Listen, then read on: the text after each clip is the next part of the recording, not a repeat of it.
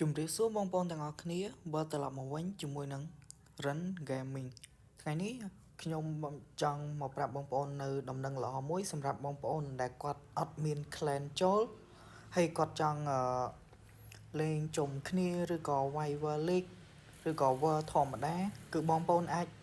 ចូល clan របស់ខ្ញុំបាននេះគឺជាឈ្មោះ clan របស់ខ្ញុំហើយចំណែកឯ